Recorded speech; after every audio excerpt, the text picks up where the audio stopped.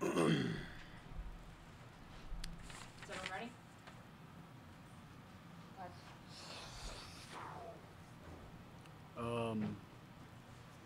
Shoot, if I had two things to say. One, thank you to 12,768 people. It was amazing just to coach here and have that kind of fan base and just hear their support for us. I'm sorry we couldn't get it done. And I'm just really sorry for our guys. They're fighting. They're giving it everything they got. We have several of them that are just new to Division I basketball, and it shows up, I think, as over the course of the game. It doesn't mean they don't want it. It doesn't mean they don't try hard. It doesn't mean they don't work hard. They're giving it everything they got. We're just not quite there yet. I think New Mexico State's experience down the stretch, they're just an older, veteran experience group, and I think they showed that. And I thought we just made a lot of just little things that I can only just chalk up to just kids still trying to get more on-court experience. And I'm just hopeful that that's going to continue to improve over the course of the season. I'm well aware of the repercussions of our record and losing to a rival and all those things. But unfortunately for that, our journey is so much bigger than that. These guys they're fighting, and I can't say anything negative about them other than they're giving it all they got. And we just have to find a way to improve and find a way to win games like this before this season is over. That's really about it. Thank you so much to the fans. I please stick with us, and thank you to my players as well, because they're continuing to fight. There's very few teams that are 3-6. They're going to practice the way we did last night and practice the way we did today. Their commitment to me, their commitment to us is it's humbling, and I hope they're going to get a reward for it. You know, we live in such an instant gratification society. Everyone wants it all now, and everyone wants to feel a reward for something immediately. But I believe that really great things in life take time and adversity along the way, and we're obviously dealing with that.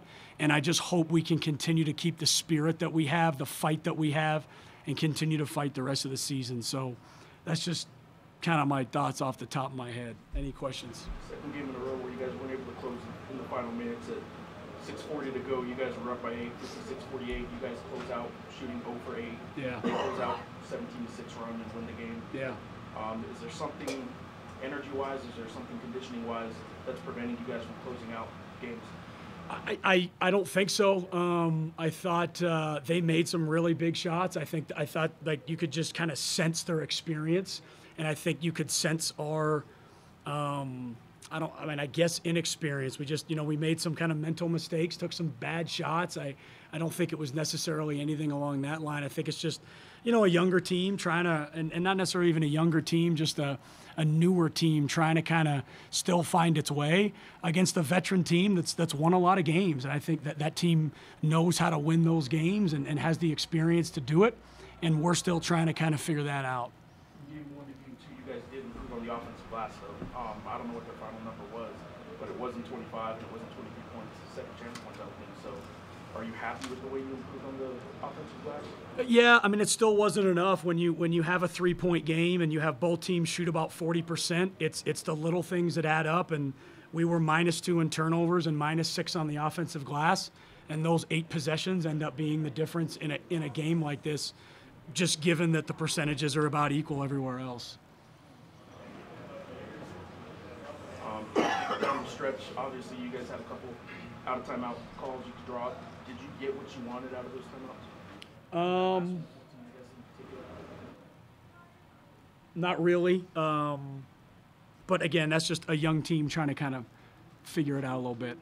I know you're in a spot where you're limited in what you can say, but I will ask, did you feel maybe on that last putback that Troy was undercut on that rebound at all? Or it was so fast, I'd have to watch the film. At that point of the game, I think a lot of officials just like the players to kind of finish it out. Whether he got fouled or not, I couldn't see. I don't know. It was too quick for me to really see, and I wasn't going to obviously make a scene over that. The game comes down to a lot more than just the one play. You did make a starting lineup change, a couple changes, obviously. One with Sam being gone, sure, but Kristen start. Was there a reason for that? No, we kind of grade out our games defensively, and right now the best defensive players play, whether it's the start of the game or the start of the second half, and that's just kind of what we're doing. One of the guys who did start just walked in, and scored a lot of points for you guys. Had a pretty good game, I would think. Were you happy with what he provided and what he did in his role tonight? His improvement as a leader. I've never had a graduate transfer before. I've never coached a senior for the first time, and when he got here, I think he'll tell you he had a lot of bad habits. As a leader and on the court and off the court. And I never knew you could change a senior the way he's changed since he got here. And he's gone from one of my least favorite players to one of my favorite players. His commitment to us, his commitment to being a better person and a better leader has been part of the reason why I think we've started to play better basketball here lately. And then the real obvious question with the news from yesterday and stuff is, you guys win this game if Sam Lockwood's here? I have no idea. None. Anything else? Good. All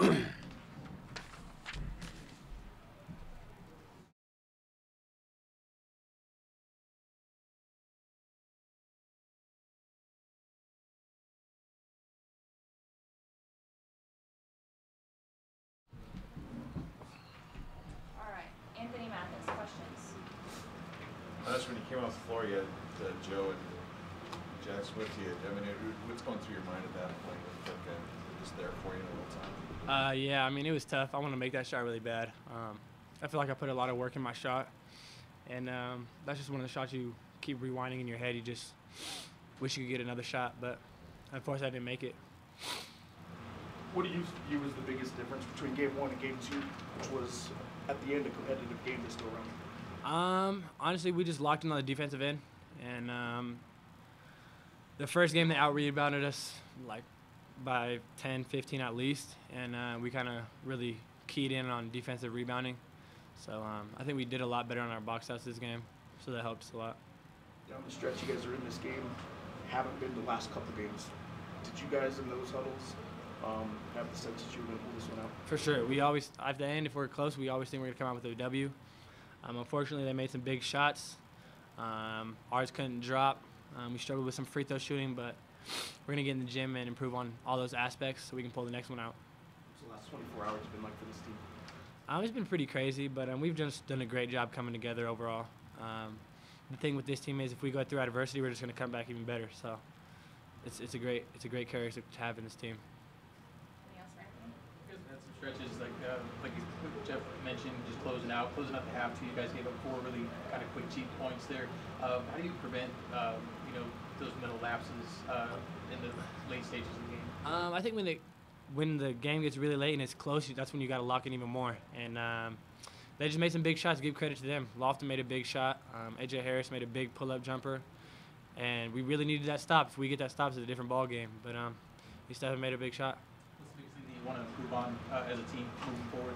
Obviously defense and probably rebounding. No question, rebounding. Coach, you mentioned the crowd. I mean, it's the biggest crowd of the season, loudest crowd of the season. Yeah. What's it like to play in front of that? It's amazing. I mean, that's what we all came here for, to play in the pit in front of all these crazy Lobo fans. And I wouldn't ask to play in front of any other people. I mean, you guys are amazing. Win or lose, you guys are there. So we appreciate you.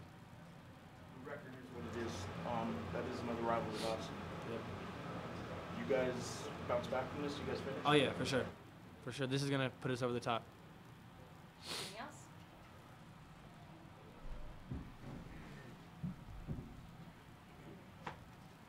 Ready? All right. Antonio Jackson, 14 points, second highest score this season.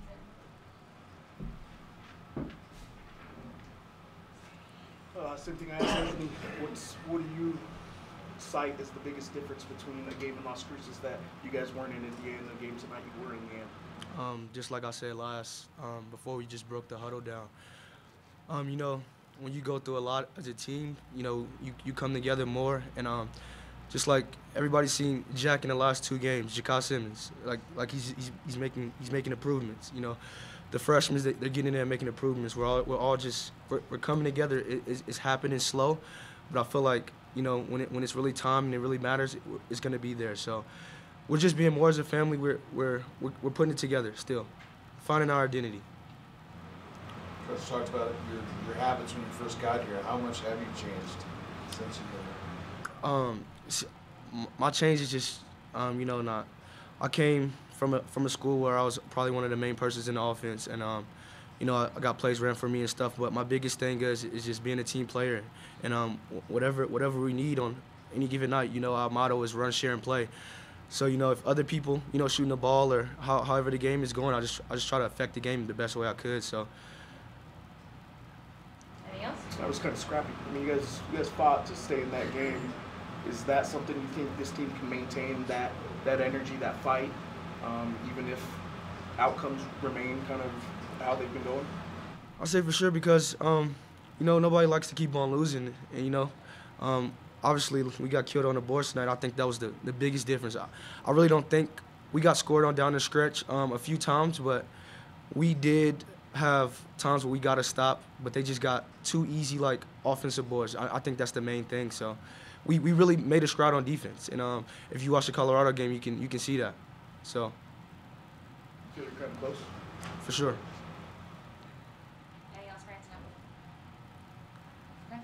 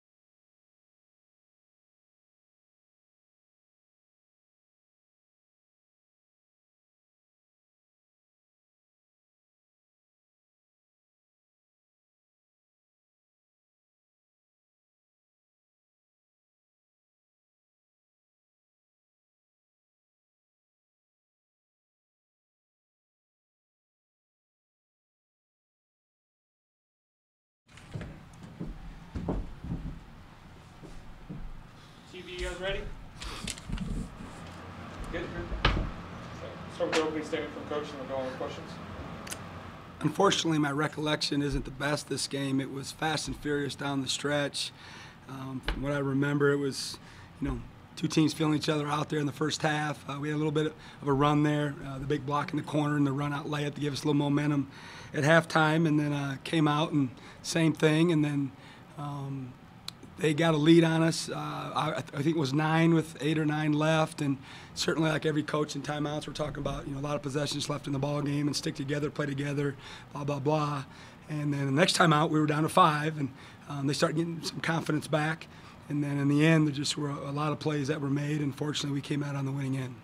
Chris, you guys held them to 1 field goal in the final 10 minutes of the game. Was there anything particular you guys did defensively, or just, you know, tell the guys to, you know, get up, you know, kind of play better defense? We didn't change anything other than the second half, especially down the stretch. The only thing we did do was, we started switching a lot of their ball screens and handoffs. Instead of trying to let them go downhill on us, we just decided to switch it, and we were playing some pretty small lineups, so we were able to be in position to do that better without our true 5s on the floor. And, you know, that may have helped us for them to get in foul trouble because we were able to guard them better down the stretch, but that was the only thing that we tweaked. I think New Mexico went up 9 in the second half with that dunk. You know, the crowd got involved.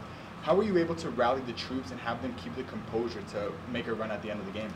I don't think I'd rallied anybody. I just think that our kids stuck together, and we talk about these situations a lot. We haven't been in this situation on the road other than St. Mary's. We were down. Obviously, we lost the game, and we weren't able to mount a comeback. But I'm just really proud of those kids in that locker room because they stuck together, and they showed a lot of toughness. I mean, we called one timeout late in the game just for rest, just to rub out calves and cramps, and we felt like we were forced to unless we had to sub, and really didn't want to. And, you know, Jamero couldn't even finish the game, and, you know, everybody knows what a warrior he is, and so he obviously was really hurt. hurting. And we had 3 or 4 guys that were just hanging on at the end, and just really proud of them.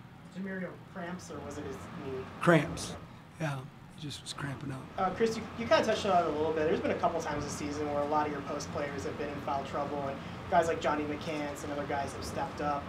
How nice is it to, obviously you don't want all those guys in foul trouble time, but how nice to see your team, you guys are able to get wins with that happen? It's a luxury to have Johnny. He's obviously a freshman and he's still figuring out college basketball, but he made strides tonight. He played 27 minutes and he had some huge plays, both offensively and defensively down the stretch. And he allows us to do some different things defensively rather than John and Eli because of his versatility and his athleticism. And it was a really, really big game for him.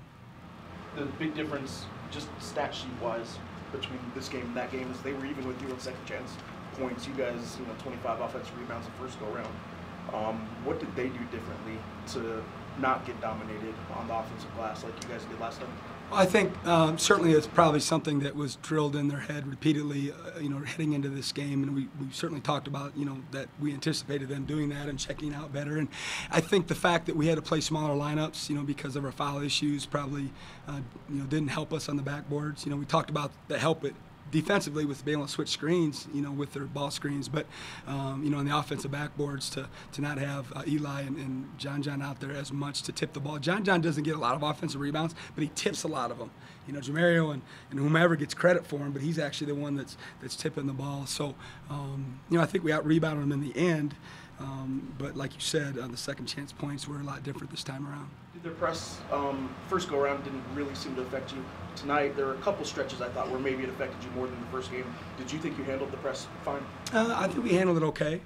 Like you said, it bothered us a little bit more, and probably being on the road had something to do with that. We didn't attack as much, we didn't attack a ton the first game, but we attacked more than we did tonight.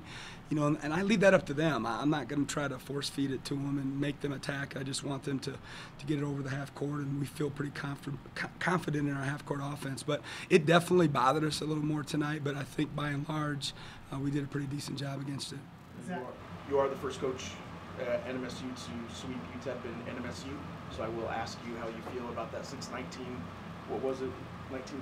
1918 in your first year. In your first year, so have at it.